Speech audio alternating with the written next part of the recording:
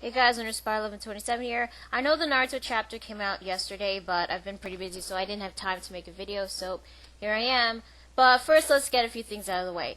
I know Fairy Tail chapter 293 came out last week, but I didn't bother with the review because the chapter sucked. I mean, the rabbit turned out to be Nichia, an exceed from Edalus, and he got taken out in one hit by Bacchus. Ichiya managed to take down Rocker and Bacchus, who's supposed to be on par with Erza, by the way, in one hit. The fight that had potential to be good, Leon with Kagura, Miliana, and Yuka, that was skipped, and it turned out to be a draw. The only good thing about that chapter was Rogue and Sting were going to fight against Natsu and Gajeel, and we see a dragon who we assume to be Igneel, and we learn the names of Rogue and Sting's dragons, Skydrum and Vice Logia. And that was it. That was actually the good thing about that chapter. The rest of the chapter was not great. Also, there is no Bleach 503 today, well, this week, because Kubo is unfortunately sick, and the chapter won't come out till August 20th, because I believe next week is a Japanese holiday. So hopefully Kubo will get well soon, and yeah, that's pretty much it. So let's get started with Naruto chapter 596, One Jutsu. So the chapter begins right where it left off. Tobi notices the scratch on his mask, and Guy and Naruto assume that Naruto was the one who caused that scratch. And they're pretty excited because they actually managed to land a hit on Tobi. But Kakashi thinks otherwise, and he believes that it's the Chidori charged kunai that caused the cut. However, Kakashi used Kamui to warp it away. Killer Bee, in his complete Haichibi form, decides to attack Geto Mazo. And by the way, when you look at the Geto Mazo statue, you notice the weird-looking roots on its back. It's the same one on the Jubi from 2 chapters ago when we saw its silhouette. So it looks like Geto Mazo is slowly turning into the Jubi. So anyway, Killer Bee decides to attack Geto Mazo. However, Tobi actually managed to do a new jutsu called Uchiha Kaijin, where he summons this giant pillar, I'm assuming with flames, that surrounds Geto Mazo, protecting it.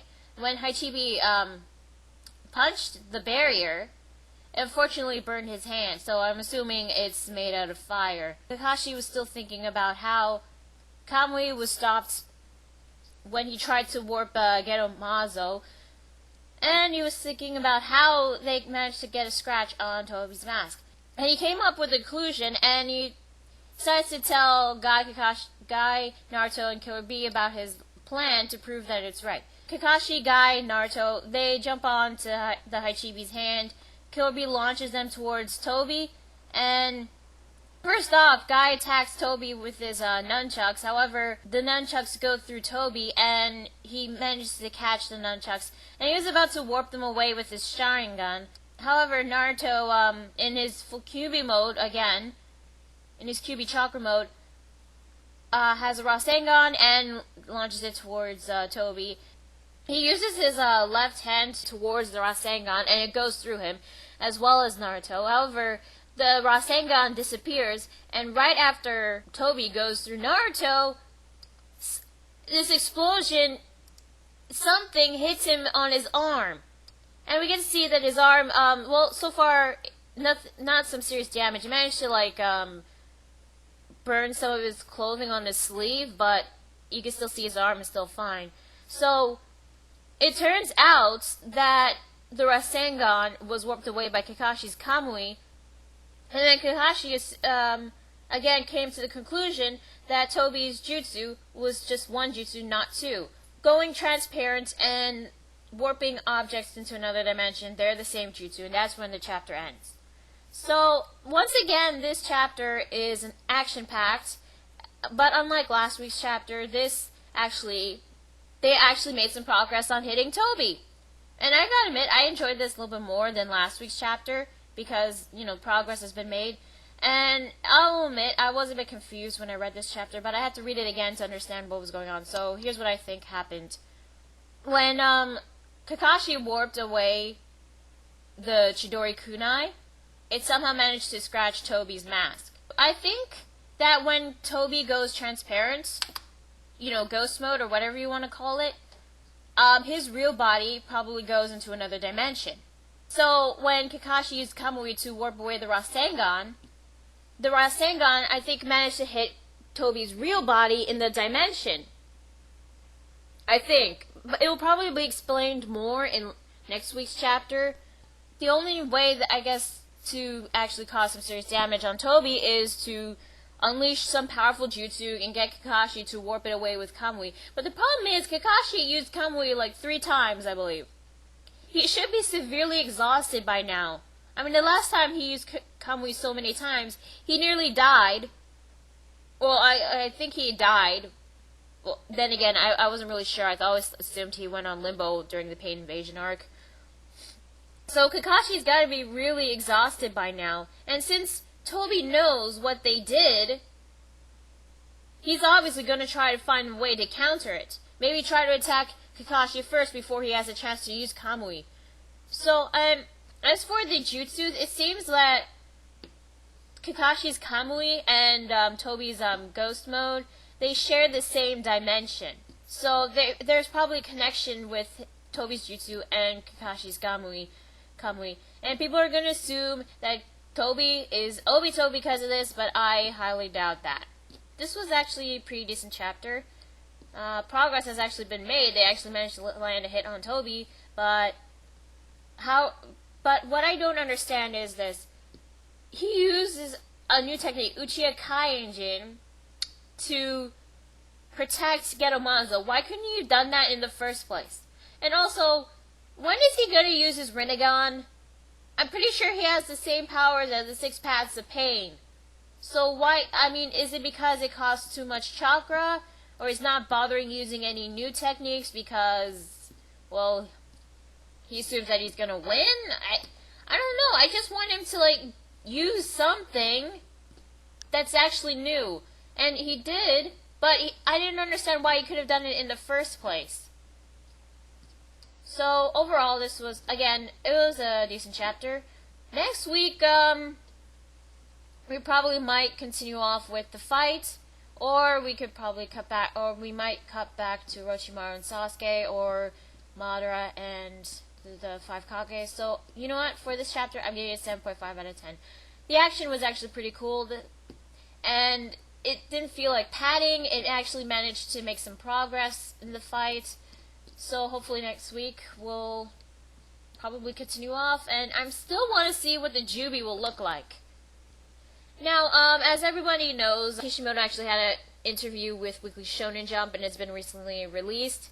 So Kishimoto was asked if Madara has any weak points. He goes on to say, all strong people have some kind of weak points, but Madara does not. So, according to Kishimoto, Madara has no weak points whatsoever. I got mixed feelings on this. On one hand, I think that's pretty cool that Madara has no weak points. That means he's really strong. He's really, really strong. But on the other hand, I don't want him to end up like Aizen, so overpowered. But then again, since Madara's here, it might bring back the sense of danger in this war. He hasn't killed anyone yet. I'm expecting him to at least kill a Kage or something. According to Kishimoto, Tobi and Madara do have a connection. They do know each other, and we'll probably know that eventually. And of course, according to Kishimoto, we will learn and believe in this month Tobi's true identity. And honestly, I'm really glad that we will, because it is really bugging me who the hell Tobi is. Maybe it will be revealed in the 600th chapter of Naruto, but I really hope it's not Obito. I know it's got to be some sort of Uchiha. That barrier he used was called Uchiha Kaijin, so it's got to be an Uchiha technique. Also, we have confirmation that Naruto and Sasuke will reunite again during this war. I don't know when exactly, but I can safely assume that Sasuke will meet Naruto after he goes and meets the human who knows everything. As for what Orochimaru's purpose, no idea. There's gotta be a reason why Kishimoto brought back Orochimaru. Maybe he'll come along with Sasuke and meet Naruto again. Who knows? Maybe Sasuke will we'll see Naruto and the others fighting against Tobi. So, I don't know what Sasuke is going to be doing at this point. According to Kishimoto, he says that everyone's favorite characters will gather together to play a big part. Since we've reached the climax of this great shinobi world war. So, everyone's favorite characters, I can safely assume it could be Shikamaru, Gaara, the rookies. They say that they'll play a big part. Maybe he means that all the rookies and the rest of the shinobi alliances will meet Naruto and the others and probably help them fight against the Geromazo and Tobi. I don't really know.